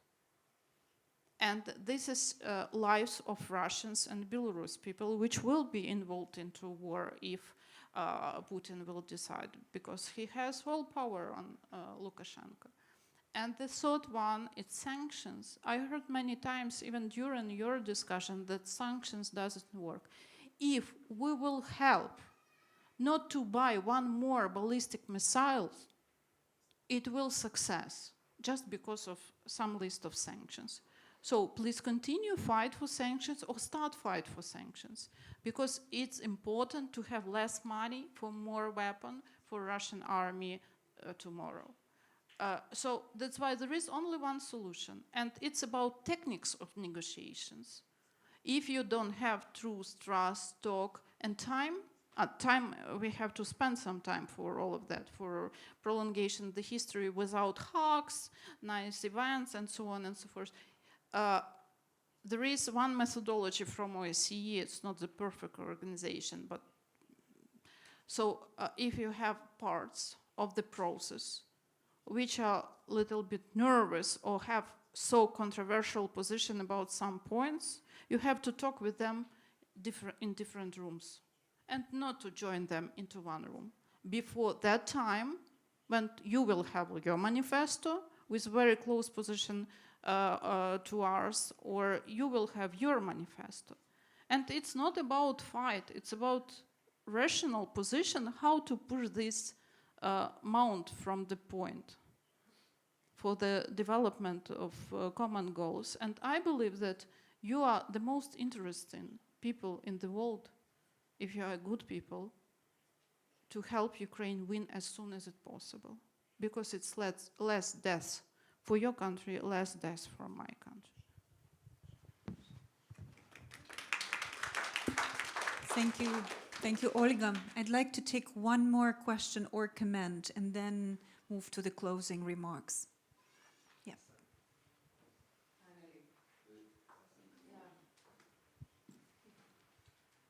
I'm local Lithuanian, so it's going to be more constructive to the point. Okay, let's get back to Manifesto. My name is Rasa, and I'm a board member of Open Lithuanian Society together with Viktoras. I had this privilege to go through the manifesto, but just to go through, not to dive deeply, so apologies if my questions or comments will be sort of with the answers already in the manifesto. First of all, I would like to defend Dovile, our member of parliament, because you said, I'm sorry, she said it's perfect, no comments on that. What she meant, perhaps, and what I really mean is that it is perfect that we have this document, which is already the voice. We had lots of voices speaking for Ukraine, about Ukraine, on behalf of Ukraine. And from Ukraine, we heard different voices. So my assumption and my very strong belief is that this manifesto will become the voice of Ukraine, with amendments, corrections, additional things, developments, but still it is something that this is what Ukraine is saying. And we then know what we are backing up. Because we are backing up, no question about that. We are ready to jump into action. And the first action, as Ambassador said, and we all agree that we have to put legs and wings and loud mouth to the document to spread it over with a clear message. Ukrainians have a stand. They are going to work on that. And this is the voice we are behind with all the outcomes and deliverables of the document. Now you were looking for some critical points. What I missed in the document is a lot on Russia, the way you look, what should be done with this country, in this country, and that's true, no question about that. Details, implementation, who are your alliances, and how to implement, that's another question, we agreed, okay? I missed statements on what Ukraine is going to be, what kind of Ukraine we need in the as a country to deliver, to stand, and to manifesto the sustainable peace. Okay, because when you look at the internally, we hear a lot of stories. I'm not going into that, and I'm not using, now building on the word of corruption. I'm just reflected today, because I speak not only English, but some other languages, and I hear a lot of Ukrainian channels. Internally, you have discussion, and you can tell me right or wrong, on the 1991 starting Ukraine, the constitution, what's in it there, how it impacts, is it looking forward, or is it sort of retaining what post-Soviet? Are you ready to be not post-Soviet, but the visionary future, etc., etc.? Yeah, I know, and I put it intentionally to make it more drama, to make my position clear, and to,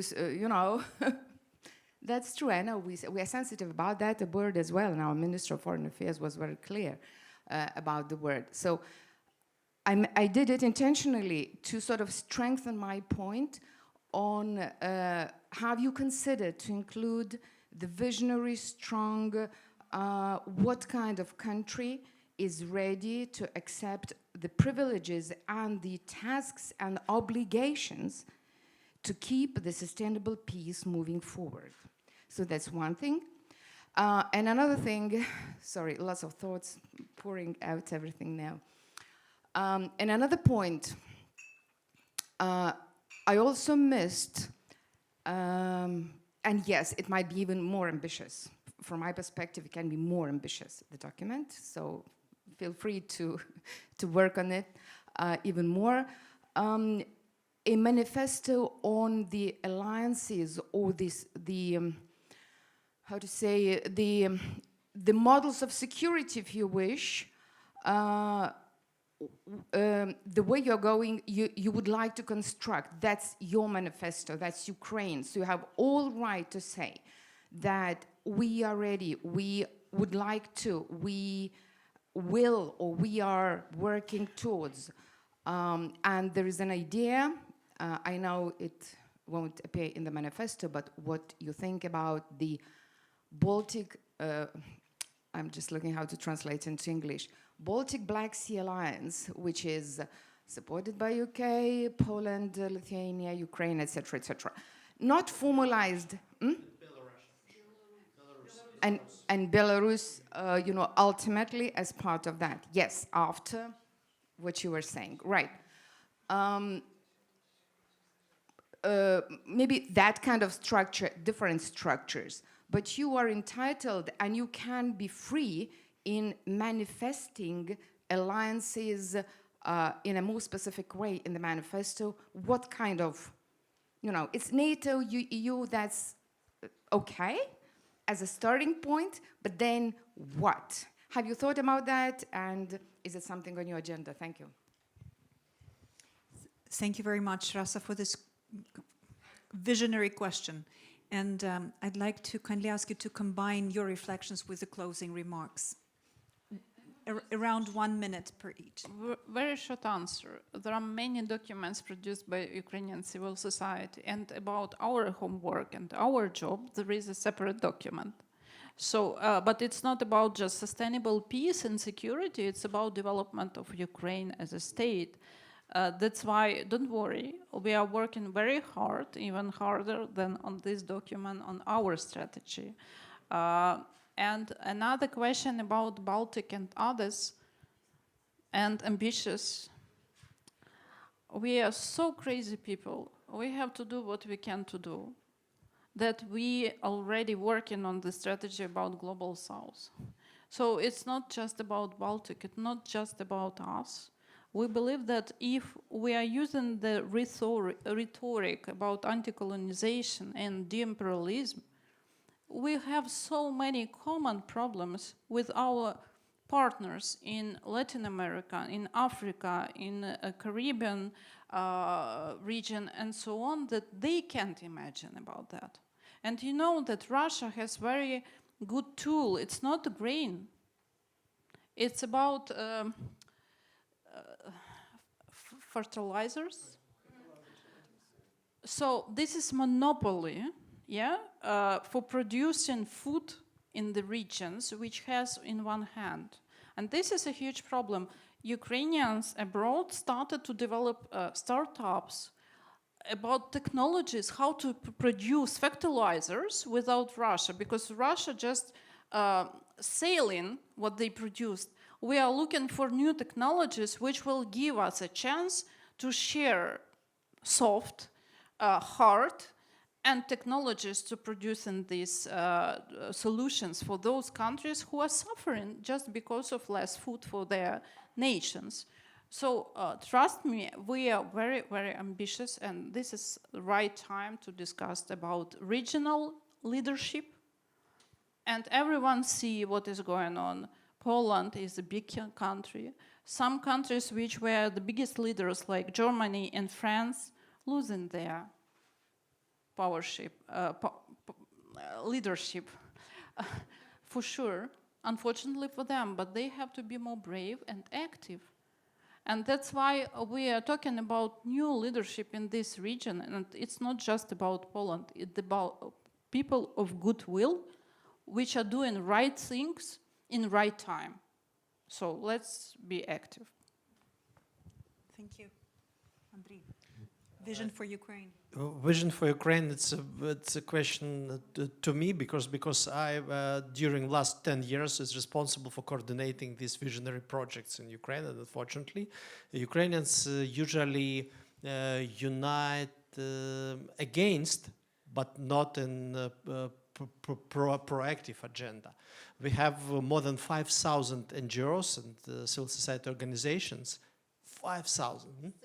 60,000, including territories, small, etc. 5,000 national and 60,000 in general.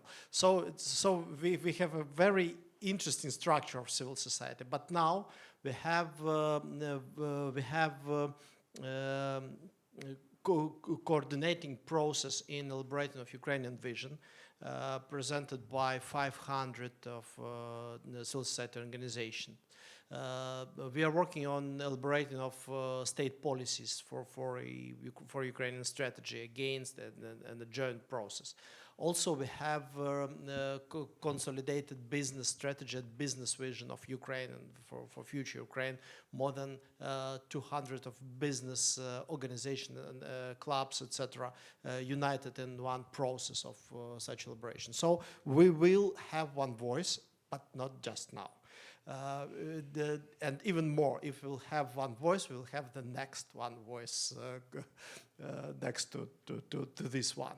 But the real problem is that it's a civil society process, which is not connected sometimes with the state process. Unfortunately, our state still, our government authorities are not strategy oriented. They do not have their own vision, and they do not accept the civil society vision yet. But we're working on it also. I'm a human rights defender, and that is why naturally we have a very close ties with human rights defenders from Russia and Belarus and other countries of our region, because we all believe that human rights have no limitation in national borders, and we closely cooperate before the war started in 2014, and even more intense when the war started. And that is why, like, I was on the first court trial where Olha Aivazovska was subjected for his first imprisonment, like an act of solidarity. And that is why Russian human rights defenders, even now under the pressure and very hard circumstances, helping us to understand where the thousands of civilians who were legally imprisoned by Russian army and Russian special service hidden on the territory. And I know that when, like before 2014, when Ukrainians understand that we live in a very interconnected world, I was asked why you looking not only on Ukrainian problems, but working on the human rights problems with colleagues from Russia or from Belarus. And I understand that for some people it's very difficult to perceive this value dimension, and I answered, it's my pragmatical interest, because to have democratical and prosperous Russia and Belarus as a neighbor, it's Ukrainian national interest. So that is why I would ask people for solidarity and very pragmatical people to use pragmatical approach, because only success of Ukraine provides a chance for democratic future of Russia itself and for other countries in our region, where in some countries the freedom is shrinking to the space of freedom cell, of a prison cells, not freedom, but prison cell, and people in Belarus know better than other what does it mean. There is a famous words by German President Weizsäcker, I believe he said it in 1975, that the best thing that could happen to Germany, that it lost the war. The same thing goes for Russia. The best thing that could happen to Russia, that it would lose the war. Because then it could really start the kind of things. So I believe this is time for homework and writing manifestos, in plural. But somehow I'm kind of not probably afraid, but I try to keep a distance about this whole ideas of unions within unions, all the kind of things, for a variety of reasons. First of all, because this would just be used or abused by Polish government during visit of Zelensky to Warsaw. Zelensky was not aware of that things, but they treated this kind of visit of Zelensky as it kind of established the Warsaw-Kyiv axis against Berlin. And this is exactly what Putin counts on, so to say. So Professor Timothy Garton-Ash, whose name is quite often, he says, you have to be ambitious, but you also have to be smart. Without Germany, you won't get mad. Imagine, does Baltic Union has enough resources to help Ukraine to win the war? None. We need to have access to Kyiv, Warsaw, Berlin, Brussels, Washington. This is our interest. So this my idea just come here. We have to write a new manifesto, Ukrainians. Manifesto of Sustainable Europe. Because this Europe is not sustainable anymore. Let's face it. And this is where we believe our homeworks, Belarusians, Russians, Lithuanians, how we see the future years will be sustainable. And like we now have a new Russia, we also have a new Europe. Because there is a kind of illusion that this is Europe will come and bring all the benefits. And the Ukrainians all have to take just notes and call the things, not vice versa. I'm sorry, I used the kind of very political incorrect language, but this is not my words, was told by my American journalist interviewing me. He says, Ukraine is a Viagra for the West. See what I mean here? We have to use this potential. We have to use this potential to reform Ukraine, to reform Europe. This is also part of our work. So this is, believe what we said. So what was the next step with this document? We didn't mention that. I probably missed this part. We invited a group of the Polish experts, and they commented and criticized these documents, and this is how we come with this final version. Then we just in contact with them. They want to come with their manifesto again, and to see what we could match in a sense, because we believe that yes, Ukrainian voices are very importantly much more powerful if they'll speak not just Ukrainian, but this kind of Baltic, Lithuanian, all the kind of things, and German as well. So this is our idea how it proceed. We just want to, and exactly with this kind of coincidence that all of this kind of initiative are based on the Soros Society. Ukrainian Soros, Polish Soros, now Lithuanian Soros Cabals as well. So let's use this potential.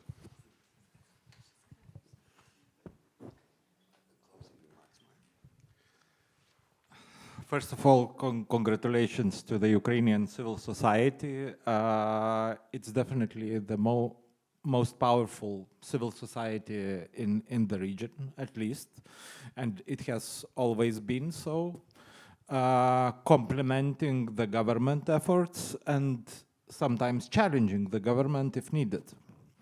And I think this manifesto is a good basis to start serious discussion about the security of Ukraine, about the parameters of the Ukrainian victory, about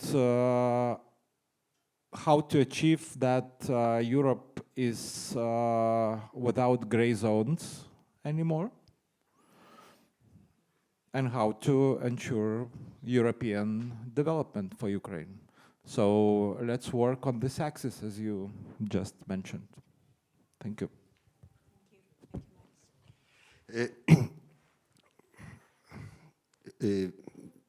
I think one of the symbols of the end of World War II is Willy Brandt kneeling in Warsaw Ghetto.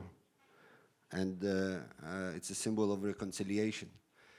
But I always think about it, I think about the date. He did it in 1970, which was 25 years after the war.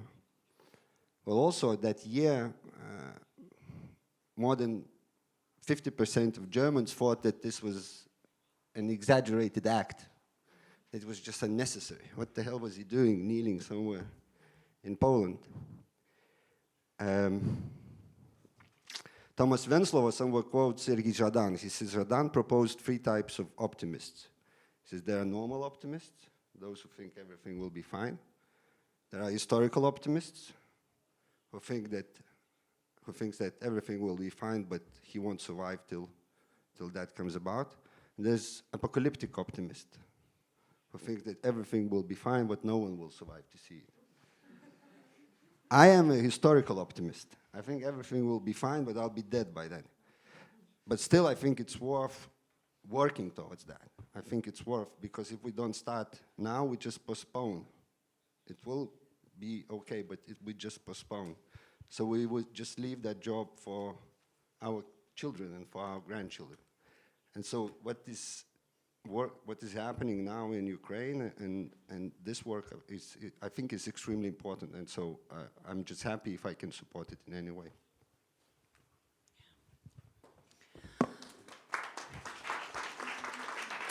I would like to thank our esteemed guests, as well as our esteemed hosts. The word that pops up in my mind after this discussion is common ground. It seems that this document is an important investment, contribution into creating a common ground. And this space is also a very important space for possible common ground and further engagements, and reflections. So it seems that we have a long road ahead, but may fortunate winds accompany our journey. Thank you very much for your trust. And let's move forward together. Thank you.